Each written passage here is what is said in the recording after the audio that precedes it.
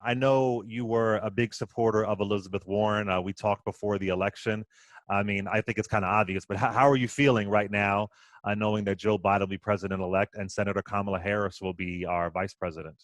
Um, I'm so sorry, is president-elect, yeah, and La Liz, as I call her, is pushing Joe Biden to do some student loan forgiveness with Chuck Schumer, 50,000 some dollars. So I'm feeling good about that. But how are you feeling? I'm feeling, you know, I'm, I exist in two planes right now. I'm happy that we're getting Trump out. And, we all did the work of coming together and getting him out. But I've said for a long time, the Democratic Party is basically more than one party in one, right? You have progressives, people like myself who are for Elizabeth Warren and Bernie Sanders, so on and so forth. And then you have people who are a lot more moderate, centrist, some would say establishment. And those people are just happy and with status quo. And I think that to the point of Elizabeth Warren trying to push Biden, on student loan forgiveness, that something like that is just good economics. So the fact that like we have other Democrats pushing against Elizabeth Warren on that and pushing against Bernie Sanders, it saddens me because that would help marginalized communities more than you could imagine, right? And I think Biden already said don't quote me on this, but I believe he said something around like that's not happening. It would be $10,000 if He said he's asking Congress for 10,000. Yeah, yeah. yeah, and that disappoints me, and I think that now, as soon as January 20th comes and Trump's out, we move on to accountability of this administration, right? And that's where I'm at. I'm focused on using my platform and getting people organized for accountability because, we got to that point with Trump because of the status quo. And it's not an offense to Obama or anyone of that nature, but realistically, we didn't do enough before Trump to actually engage people enough for Trump not to exist. Wait a minute. Who's pushing back on Senator Warren and Schumer on $50,000? Oh yeah. There's What there's there. Democrats are doing this? Oh, there's a ton of dems. If you actually just look at the cancel student debt hashtag, for instance, you'll see like major Dems who are elected officials and just people who are influential in the Democratic Party pushing back against it. So That's stupid. I think if I saw that, I blocked it out from my soul. I'm like, that's. I mean, if you really, if you want to boost the economy, and here's the other thing too, Frederick. If Joe Biden does that, I'd love to see $50,000. But if he does that within the first 90 days or earlier than that, with an executive order, that right there, I was saying this yesterday, I think, that is the down payment that voters would need for the midterm. That's the one thing folks would never forget. Well, I don't, because, politics, they get complicated. Foreign policy gets complicated. Policies get complicated. But we can all understand, wait a minute, I just had $50,000 of student loan debt that's been forgiven. That will be, that is, I never even thought it would even be slightly possible. But that right there would be the down payment that's going to get maybe have Senator Harris be the president of the United States eventually. But I mean, and to be quite frank with you, something like that is absolutely needed because people don't realize, Donald Trump did lose, but 73 million people still voted for him. His support increased from 2016, right?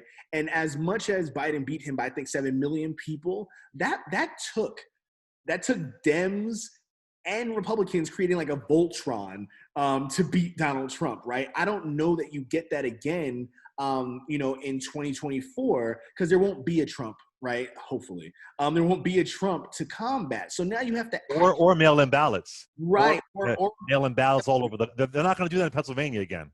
Exactly. That was a coronavirus situation. Precisely. So now you have to actually engage the people. This whole election was just let's beat Trump.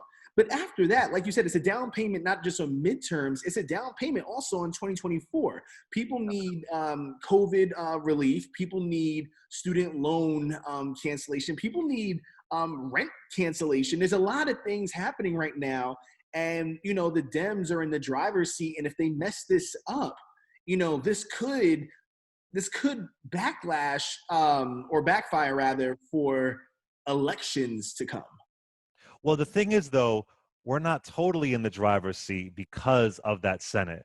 That's why Georgia is it's so important. Yeah, the runoff. Yep. So crucial. It's so crucial because I know Obama had the House and the Senate for the first 2 years, and there were some good things that he did. But after that, it was a wrap. I mean, it is so crucial to get that devil spawn Mitch McConnell out. And then I feel like there can be a demand for even more accountability. I know it's going to be hard to get 2 senators in Georgia. It's going to be hard to do, but there could be a demand if we have the House and at least a tie in the Senate, and VP Harris would break the tie. Then, for me, there's no excuse to do some of these things. Oh, for sure. And I mean, and then you might get a majority leader, Elizabeth Warren, which I wouldn't be mad at, you know. Yeah. But realistically, you know, we aren't in the driver's seat. You're right about that. But we have seen one thing about the Trump administration. Trump wasn't afraid to use executive orders for certain things. And damn. Exactly. And, you know, student loan forgiveness, it's already been said by Bernie and Elizabeth Warren, you know, that can happen with executive orders. You know, like you don't have to technically bring anything, you know, for approval to Congress, so on and so forth. So just putting that out there, that there are certain things that can happen, and the politics of it might be the only thing holding it back. Agreed, brother. Well, listen, I'm so happy for you. The book is out now, The Black Friend on Being a Better White Person. Just last question for folks out there who want to publish, you know, it's hard to get a book out these days. It's very difficult. Just how are you feeling? This is your first book, right? Yeah, it's my first book. You know, how's your soul? How's your spirit? This is a big effing deal, man. To quote Joe Biden, this is a big effing deal. This is huge, man. This is very difficult to do, and you got a hardcover deal. It's harder. I got a paperback deal. My story of getting published was a nightmare. But how are you feeling, brother? This is a big deal. You know, Clay, I'm feeling good. I'm a kid from the projects, man, and you know, I was driving back. I just went to Target and Barnes and Noble and picked up a few copies of my own book. And it made me emotional. Like I said, I'm a kid from the projects in Yonkers who, you know, they told me I couldn't be a marketer, and I made the Forbes Under 30 for marketing. They told me I couldn't be an author, and now I'm in Target. So, you know, I'm feeling good. I'm feeling favored, and I'm hoping that people support. And thank you to everyone who has already. And thank you for having me, honestly. Of course, brother. Well, you've done great work even outside of this book. So I'm happy you can come on, and I see great things ahead. Once again, The Black Friend on Being a Better White Person by Frederick Joseph. It's out right now. Pick it up. You can get it on Amazon. Pick it up. Thank you, brother. What's your social media? How folks can follow you and support you? You can find me on Twitter and Instagram at Fred T. Joseph. And, you know, make sure that you go out and not just support my work, but support Black authors. You know, as Clay said, this is not easy. And this would be my last hardcover deal if this don't sell. Yo, it's like a record deal in like the early 90s. Like, like, listen, you better make this happen, or you better do a TLC, Ain't Too Proud to Beg, or you ain't gonna get Crazy Sexy Cool. Yep.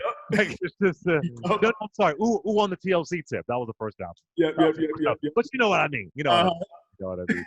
All right. Thank you so much. Good luck to you, man. Come on anytime. Just let me know.